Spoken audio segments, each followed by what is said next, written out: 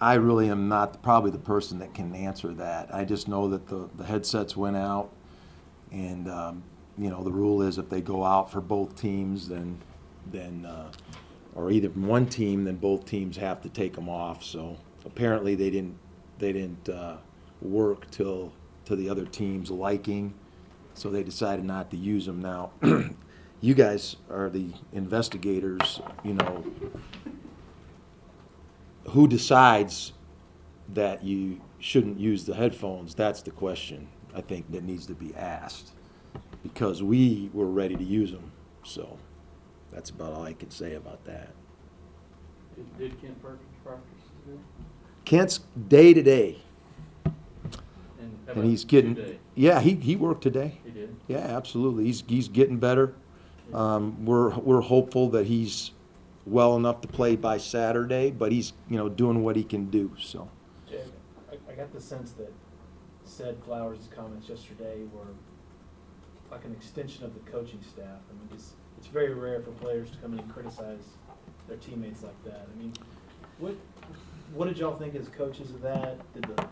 How is that going over in the locker room? Sept really doesn't say much of anything, so it surprised me that he made some comments.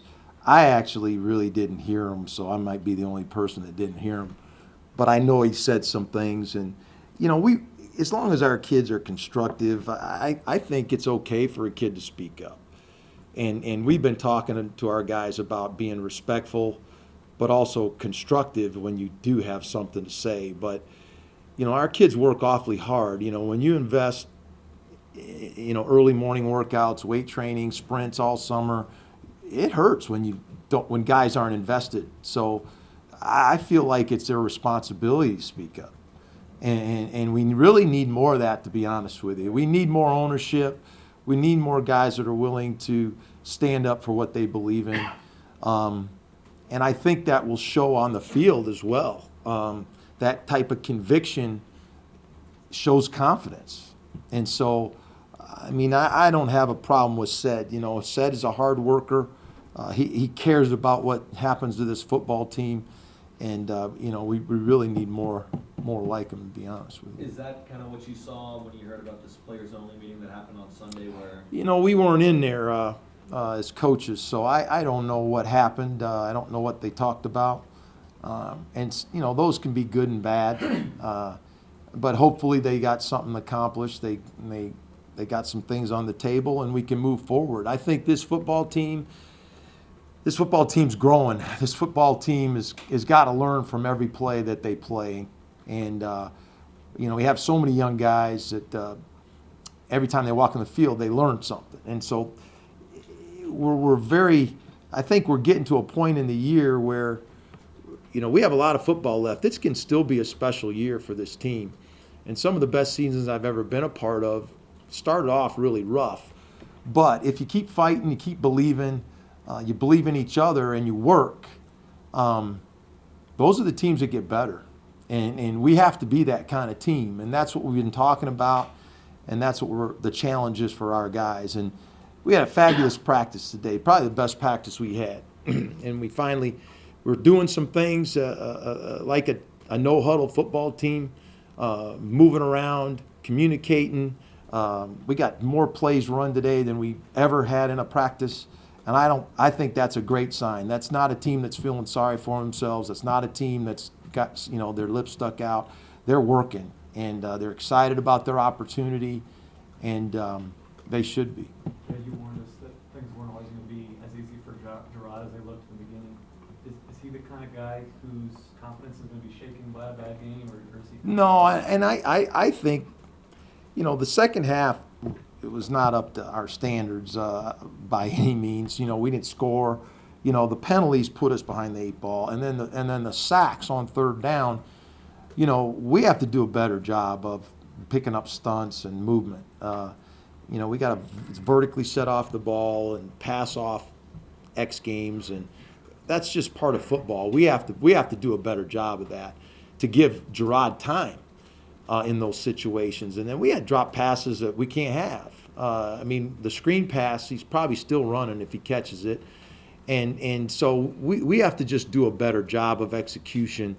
And I think the players see that. The players can see if we correct those things, that we're going to be a pretty good football team. So, that's what we have to do, and we're going about that. And the kids got a good attitude and great energy, and so that's a good sign. Coach, it seems like every week you are leaving it all out there as far as being a play caller is concerned. You've been thrown into a weird, position. Do you view this at all? I know you're going to say you're just focused on this week, but do you view this as a possible audition? Is this a job that you would actually want, going forward? Oh, I mean, absolutely, I'd want the job. I think players respond to coaching. If you are aggressive as a coach, your players will be confident and aggressive. Now, that doesn't mean being foolish, but I think we have to make calculated decisions to be aggressive. And we want our players to be aggressive. We want them to know we have confidence in them. So, to answer your question, I think every day that you coach at this level, you are trying to do the very best job you can do. And I think the University of Texas deserves that. I think they deserve the best coaching. And so, and we feel that responsibility every day when we get up. I've always felt that way. When I worked for the Oakland Raiders, I felt that way. When I worked for the Indianapolis Colts, I felt that way. When every school I've ever coached at, I felt that responsibility to represent that institution at the very highest. So I think we know what we want it to look like. We want to be aggressive. We want people to know that we will attack them, and we have to keep going about getting that done. So this is kind of an audition. Do you view it as at all?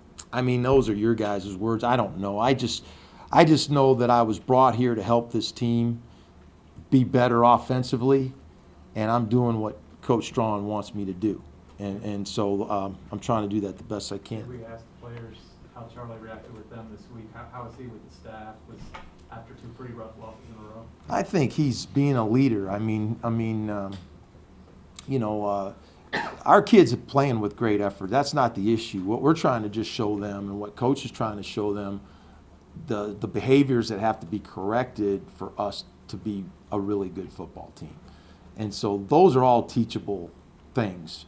Obviously we're all disappointed on how we lost the last 2 weeks, because those should have been wins.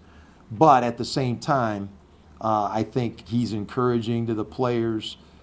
He's showing excitement and energy. And I think, whenever you coach college players, you have to show that kind of energy. You can't mope around after a loss, because they responded to the coaches. So, we were flying around today with energy, bouncing around, getting them going. And, Coach Strawn has set that example. So, we don't have time to worry about what happened last weekend. We've got a big task at hand, and we're going about getting after that. Jay, what's y'all's identity offensively? Is it there yet, or how close are you getting to a definite? I think we're getting closer. We would like to run the ball more effectively than we have. But we're getting there. We have to find our identity as players, I think, first. And as we do that, we will find our identity as a unit. I think the one thing that our kids are gaining confidence in is that we can move the ball in a hurry and we can score in a hurry if we don't have a penalty and if we protect our quarterback. And so we just have to get back to that. We've done that in the last few weeks, but we have to do it consistently. We certainly didn't do it in the second half last week. So I feel like our kids are gaining confidence that way, and if we continue to understand that, I think we'll see more effective play. What's your take on TCU defense? I know they've had some personnel issues. Yeah, they're very different personnel from last year. They only have 2 starters back. I know they've had a lot of injuries. They've lost some kids from the beginning of training camp. They're young. They're young back there. They don't have a lot of experience. I think they're real strong in their defensive line. They're a typically well-coached TCU defense. They don't give up a lot of big plays, or they stay in position. They don't do a lot. They're a reading defense, blanket coverage. So we have to really execute. They make you execute, and it's a defense that your kids have to understand how they function. And once they do that, it makes it a little bit easier for them to execute. Played against them a lot of years, and they're always a challenge. The games are always pretty wide open too, and so we have to be ready for that kind of game. It's going to be a fast game, and we're playing faster, and we're going to need to Saturday. How much fun can you have with this swoops package? How deep can it be? How much are you adding to it? I think we'll grow with it, but I think I really was proud of Tyrone. He's always had a great attitude. He's a 250-pound quarterback.